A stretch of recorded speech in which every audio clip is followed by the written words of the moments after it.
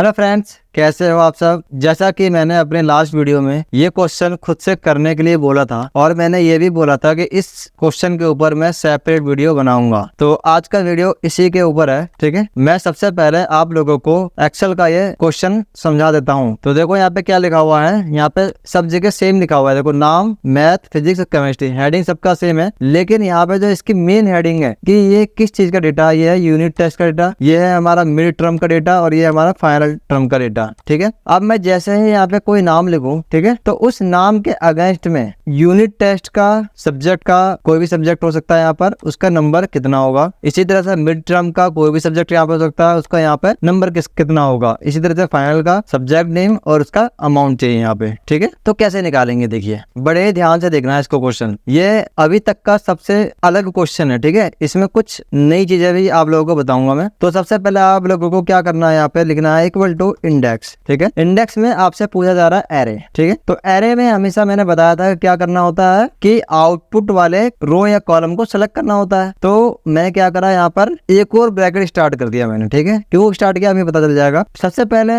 ये वाला सेलेक्ट कर लिया, इसको फ्रीज कर दिया करना चाहो तो, कोमा। उसके बाद ये वाला, मतलब कि प्रत्येक जो डेटा है, जहां जहां डेटा आपको चाहिए वो सिलेक्ट कर लेना है इस तरह से। ठीक है ना, एरे के अंदर में। ठीक है, उसके बाद फिर से कोमा और इसको सेलेक्ट कर लेंगे हम लोग और फ्रीज कर देंगे। ठीक है, ठीक है, उसके बाद इसका ब्रैकेट क्लोज कर लेंगे, फिर कोमा। अब पूछा जा रहा है, लेकिन इसमें ध्यान देना ये है कि जो ये नाम है ना, ये हेडिंग जो बिल्कुल एज इट इज होनी चाहिए नीचे, तभी ये वाला फॉर्मूला वर्क करेगा। अगर मान लो आपने जोन यहाँ पे लिख दिया और जोन इसके बाद नीचे कर दिया है तो वो फिर कब वर्क नहीं करेगा। ठीक है, उसके बाद पूछा जा रहा है यहाँ पे रो का नंबर। तो यहाँ पे रो नंबर क्या होगा, यहाँ पे लिखेंगे मैच। ठीक है, किससे मैच करेंगे, इस नाम से मैच करेंगे। इसको फ्रीज कर देंगे F4 से, कोमा। ठीक है, कहाँ मैच करेंगे, इस जगह पर मैच करेंगे। इसको मैंने फ्रीज कर दिया, कोमा। उसके बाद यहाँ पे क्या करेंगे, 0 एग्जैक्ट वैल्यू के लिए। उसके बाद इसका ब्रैकेट क्लोज करेंगे। ये हमारा रो नंबर ढूंढ के दे देगा। जैसे जिम है तो जिम का रो नंबर क्या होगा, 1 2 3 4, 4 रो नंबर होगा। ठीक है, तो 4 नंबर का वैल्यू उठा के लाएगा, फिर कोमा। अब आपसे पूछा जा रहा है कॉलम का नंबर। अब जैसे यहाँ पे 3 कॉलम है, अब इन तीनों में से कौन सा कॉलम की वैल्यू चाहिए, तो लिखेंगे यहाँ पे क्या, मैच। ठीक है, किसको मैच कर रहे हैं, इस सब्जेक्ट को मैच कर रहे हैं और इस तरह से फ्रीज करेंगे कि वो GHI में जाए बस। ठीक है, तो हम क्या करेंगे, 4 से पहले डॉलर लगा देंगे। ठीक है, फिर कोमा। उसके बाद कहाँ पे ढूंढ रहा है, इस जगह पे ढूंढ रहा है, इसको पूरा प्रॉपर फ्रीज कर देंगे, फिर कोमा 0 एग्जैक्ट वैल्यू के लिए। उसके बाद इसका ब्रैकेट क्लोज करेंगे। ठीक है, अगर आपने सिर्फ इतना कर दिया और एंटर मारा, ठीक है, तो देखो क्या आंसर आता है, 97 आ गया आंसर। इसको ड्रैग करो, देखो सारा आंसर आ जाएगा। जिम का देखो 97 70 73। लेकिन ये सिर्फ और सिर्फ देखो इसमें क्या है कि इस यूनिट टेस्ट का कोई रोल नहीं हुआ। देखो यूनिट टेस्ट का कोई रोल हुआ, कुछ भी नहीं हुआ। अब मुझे मिड टर्म का यहाँ पे चाहिए था मैथ का, तो देखो मिड टर्म का तो निकल के आया नहीं। जिम का मिड टर्म कितना 89 है, 89 आना चाहिए था, जो कि नहीं आया। तो यहाँ पे एक और तरीका है, यहाँ पे किस तरह से, अब मैं इस तरह से मैच करना चाहता हूँ। देखो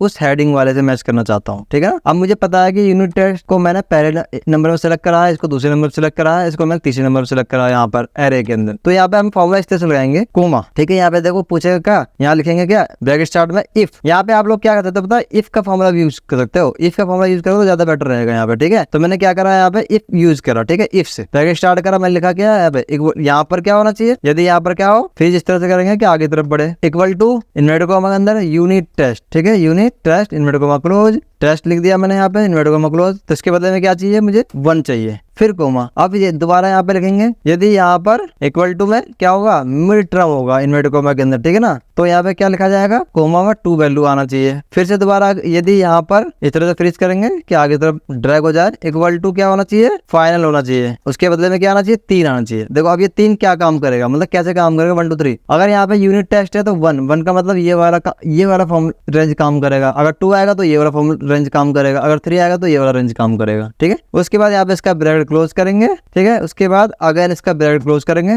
देन एंटर मारेंगे। ठीक है, अब देखो इसको ड्रैग करो आप। ठीक है, देखो एक्यूरेट आंसर आएगा। देखो जिम का मैथ मिड टर्म का मैथ का 98 नंबर आना चाहिए। देखो आ गया ना 98 नंबर। और फाइनल में फिजिक्स का 40 नंबर आना चाहिए। देखो फाइनल में फिजिक्स का 40 नंबर आ गया। अब यहाँ पे कोई भी नाम चेंज करो, जैसे मार्क लिखो यहाँ पे, देखो मार्क का उसी तरह चेंज हो जाएगा। देखो मार्क का unit test math, mark unit test math 44, mark का मिड टर्म मैथ में कितना है 95 आ गया। और मार्क का फाइनल फिजिक्स में कितना है, फाइनल फिजिक्स में 93, तो 93 आ गया। अब मैं यहाँ पे जैसे मैथ की जगह लिख दूं यहाँ पे क्या फिजिक्स, ठीक है, या केमिस्ट्री लिख दिया मैंने, ठीक है, यहाँ मैंने केमिस्ट्री लिख दिया, तो देखो मार्क का मिड टर्म का केमिस्ट्री निकल के आ जाएगा। देखो मार्क का मिड टर्म का केमिस्ट्री 37 आ रहा है, देखो आ गया ना। तो ये थोड़ा सा यूनिक क्वेश्चन था मेरा ये, ठीक है ना। आप लोगों को ये वाला क्वेश्चन कैसा लगा मुझे कमेंट करके बताएं, और अपने दोस्तों के साथ एक बार जरूर शेयर करके देखना, हो सके अगर उनको पसंद आ जाए तो मेरे चैनल को सब्सक्राइब कर देंगे, अदरवाइज कोई बात नहीं, कोई दिक्कत वाली बात नहीं है। मिलते हैं नेक्स्ट वीडियो में, तब तक के लिए बाय।